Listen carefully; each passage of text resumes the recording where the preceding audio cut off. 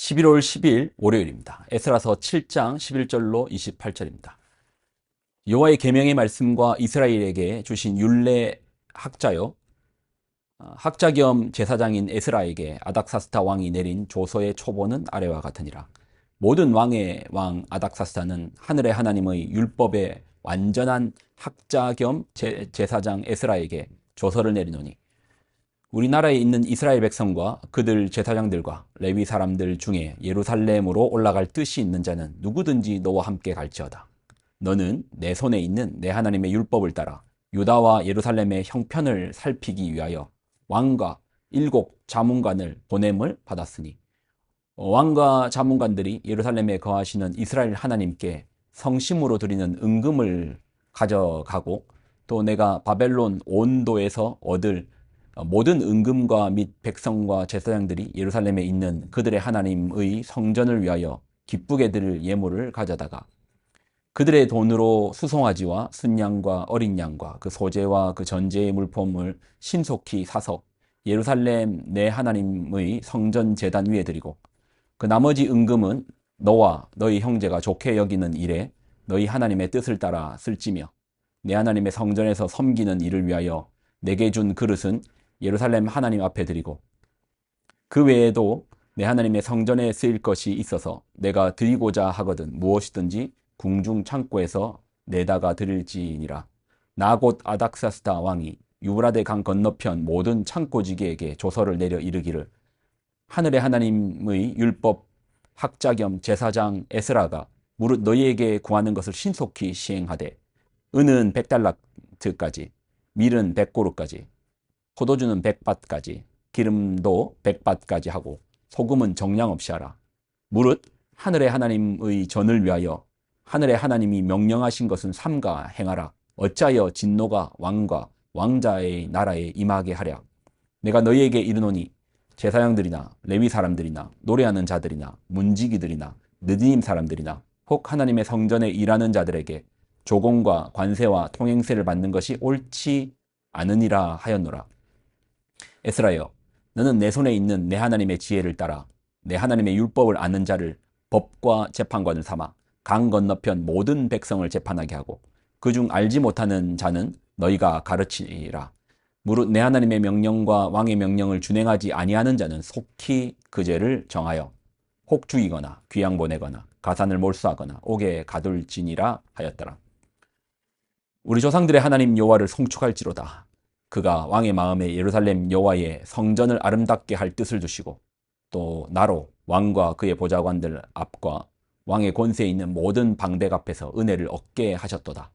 내 하나님 여호와의 손이 내 위에 있으므로 내가 힘을 얻어 이스라엘 중에 우두머리들을 모아 나와 함께 올라오게 하였노라. 아멘. 기도하겠습니다. 하나님, 주신 하나님 말씀을 귀하게 붙듭니다. 우리로 주의 말씀 앞에서 바로 서 주의 길을 걷게 하여 주옵소서. 영광을 드립니다. 예수님의 이름으로 기도드립나이다. 아멘. 오늘 본문은 에스라서의 좀 구조를 좀 알 필요가 있는데요. 에스라서는 이제 1장에서 6장까지는 성전 재건에 관련된 말씀입니다. 그때가 고레스 왕 때부터 다리오 황제 때까지거든요. 그때 지도자는 예수아와 스룹바벨, 왕은 스룹바벨이고요. 대제사장이 예수아였습니다. 자, 그리고 우리가 이제 에스라서의 저자로 알고 있는 에스라는 그러니까 1장에서 6장 이후에 7장부터의 에스라가 등장하는데 에스라는 성전 재건 60년 뒤의 인물입니다. 그러니까 생전이 재건되고 60년 뒤의 인물이라는 거예요. 그러니 6장과 7장 사이에는 60년이라는 시간의 간극이 있습니다. 이미 스룹바벨 성전이 지어진 이후에 지도자 에스라가 2차 포로 귀환을 한 거예요. 이를 다시 정리하면 성경의 인물들로 좀 정리하면 다니엘 아시죠? 다니엘은 바벨론부터 고레스 다리오 때까지의 인물이거든요. 그 후에 아하수에르는 에스더의 남편이고 그리고 아하수에르의 아들이 아닥사스다거든요. 아닥사스다가 바로 이제 에스라 시대입니다. 그러니까 어떻게 보면 페르시아 왕으로 좀 정리하면 다니엘은 고레스부터 다리오까지, 그 다음에 에스더는 아하수에르, 그 이유가 아닥사스다. 이게 이제 에스라 시대인 겁니다. 오늘 본문은 아닥사스다. 그러니까 에스더의 남편이었던 아수에르의 아들이죠. 그럼 에스더의 아들인가? 에스더의 아들은 아닙니다. 에스더의 왕이 뭐 여러 명의 아내가 있었으니까 그 중에 한 아들인데, 아닥사스다의 조서, 왕이 내리는 명령이 조서라고 했죠. 왕의 공식 문서라고 했죠. 이 조서에 보면 11절을 보면 여호와의 계명의 말씀과 이스라엘에게 주신 율례 학자요 학자 겸 제사장인 에스라에게 아닥사스다 왕이 내린 조서의 초본은 아래와 같으니라. 그러니까 왕이 이렇게 명령을 내리는 거예요. 내용을 쭉 읽어보시면 어떤 내용이 있냐면, 먼저는 2차 포로 귀환의 명령이고요. 둘째는 성전 예물과 재정 지원, 그리고 행정명령, 그리고 마지막으로 율법과 사법적 자치 권한을 준다는 명령입니다. 그러니까 왕의 조서에 에스라에게 정권을 맡기는데, 거기는 포로 귀환을 그 다음에 성전에 쓸 예물, 그러니까 재정의 지원, 그다음에 행정적 지원, 마지막으로 사법적 지원, 사법적 자치 지원을 대한 명령을 준 거예요. 상당한 특혜죠. 왕이 있던 시대인데 에스라에게 상당한 특혜를 준 거예요. 재정, 행정, 그다음 사법, 그다음에 포로를 풀어주는 면책, 이런 권한을 준 겁니다. 자, 그런데 이제 우리가 이제 조서를 읽어보면 왕의 공식 문서잖아요. 근데 여러분 직접 한번 들어보세요. 여러분 어떤 느낌이실지 한번 들어보세요. 19절, 20절. 내 하나님의 성전에서 섬기는 일을 위하여 내게 준 그릇은 예루살렘 하나님 앞에 드리고, 그 외에도 내 하나님의 성전에 쓰일 것이 있어서 내가 드리고자 하거든 무엇이든지 궁중 창고에서 내다가 드릴지니라.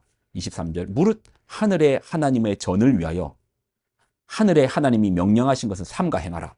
어찌하여 진노가 왕과 왕자의 나라에 임하게 하랴. 좀 읽어보니까 어때요? 페르시아의 제국이죠. 페르시아 제국의 왕이 공식 문서를 썼는데 하나님에 대한 자세가 좀 어떻습니까? 하나님 말 안 듣다가 왕과 왕자의 나라에 진노가 임할 수 있으니까, 하나님의 성전에 하나님 나라에 필요한 것은 다 구해라. 하나님의 명령하신 것을 삼가 행하라. 이런 것을 페르시아의 이방인인 페르시아의 황제가 자신의 조서로서 이렇게 쓴 겁니다.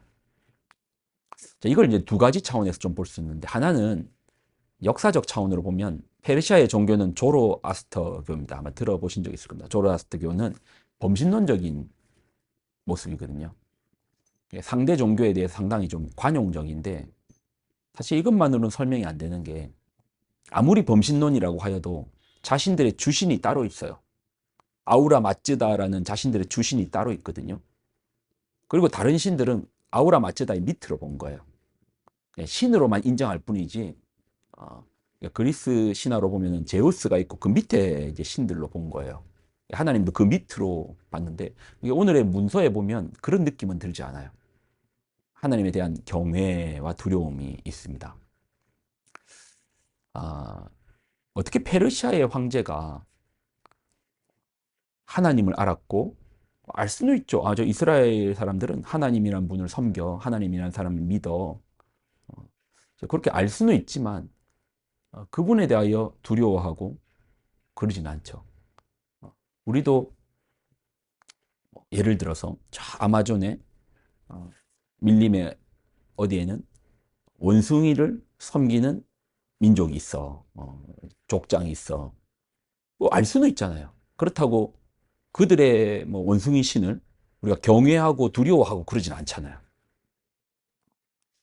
그런데 지금 페르시아의 황제가 하나님을 두려워하는 모습을 볼 수 있습니다. 경외, 이걸 이제 다른 말로 하면 경외죠. 경외하는 모습을 볼 수 있습니다. 어떻게 그런 하나님을 향한 경외, 그러니까 지식을 넘어 경외, 어떻게 알 수 있었을까? 제 생각에는 성경에 딱 명확하게 나와 있지는 않지만, 그 시대에 포로로 끌려갔던 다니엘, 또 에스더, 또 에스라 같은 인물의 역량이 있었다고 저는 생각합니다. 다니엘의 모습, 에스더의 모습, 에스라의 모습을 통해서 페르시아의 왕이 하나님은 경외해야 되는 분이구나.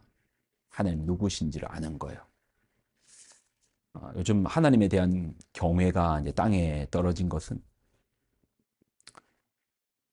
하나님이 낮아진 게 아니고 어쩌면은 하나님을 따르고 믿는 우리가 제대로 이 땅 가운데서 그 신앙을 제대로 지키지 못했고 또 하나님에 대한 참된 경외로 살아내지 못하니까 사람들 역시도 그 하나님을 모르는 것이죠. 비록 포로의 삶을 살았지만 다니엘과 에스더와 에스라라는 인물은 그들의 신앙이 숭고했습니다. 신앙, 하나님을 향해 나아가는 그 신앙의 모습이 숭고했다니까요.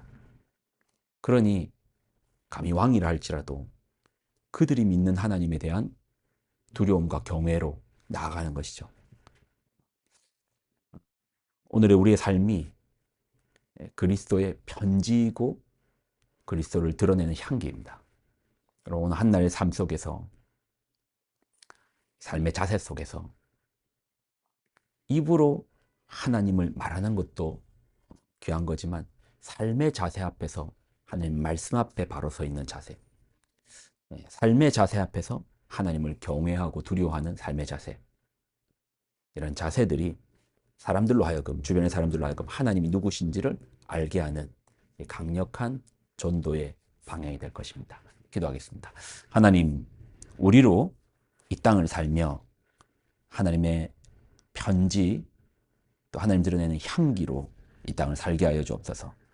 그래, 우리의 삶을 통하여서 주님이 경외를 받으시고 세상 가운데 높임을 받아 주옵소서. 우리의 삶 가운데 온전히 하나님을 드러낼 수 있는 그런 삶의 열매들을 허락하여 주옵소서. 영광을 드립니다. 예수님의 이름으로 기도드립나이다. 아멘.